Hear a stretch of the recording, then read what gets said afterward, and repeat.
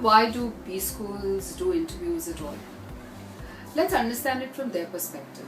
They are hiring future managers, they are hiring future CEOs, they are hiring future CXOs through these interviews.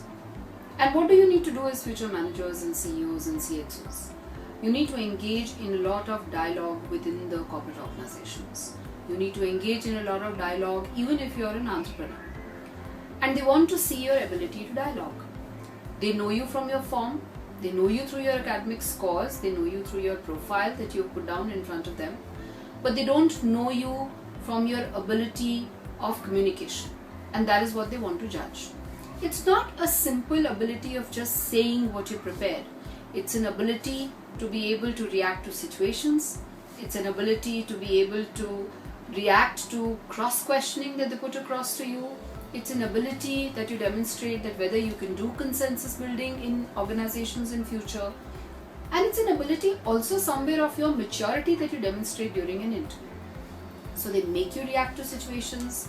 They ask you questions to figure out also consistency with the essays that you put out. If you've said that you're an X kind of a person, and by making you react to a situation, they actually judge whether you are that X kind of a person or not. So your maturity, your ability to dialogue, your ability to be consistent with your essays is all judged during an interview. So candidates make strange mistakes. One, they're not even prepared on the institute that they have come to interview for. They don't know anything about the professors, they don't know anything about the courses that are taught, they've not bothered to find out about the pedagogy. This is one basic simple mistake that all of them make. The second mistake that they make is they look surprised at being asked simple questions and basic questions. How can you be surprised on basic and simple questions about your life, your personality, your academic scores and your academic subjects? You can't be looking surprised. The third mistake, and I think this is the one that one must completely tackle, is no practice at all. They just walk in. They walk in without practicing, for example, let's say in front of the mirror. I mean, that basic old technique that orators used, long ago to become better of practicing in front of a mirror, trying to see, what are the answers to some of the simple things like current affairs questions, or tell me something about yourself, or your strengths, or your weaknesses, things that, you can today read on the web and you know that these questions come. How can you not be prepared and not have practiced these things?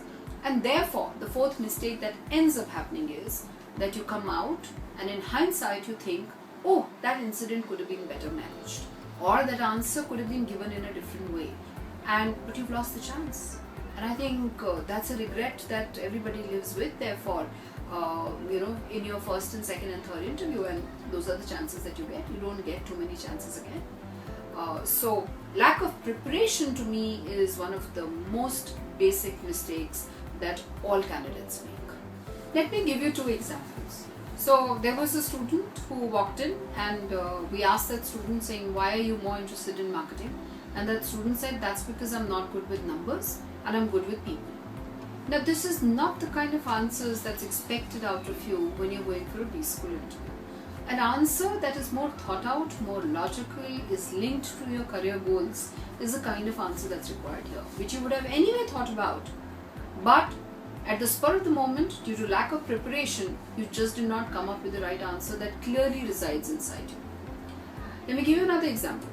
So you ask a student about the games that he's interested in or hobbies that that person has, and this person gives you an answer and says tennis.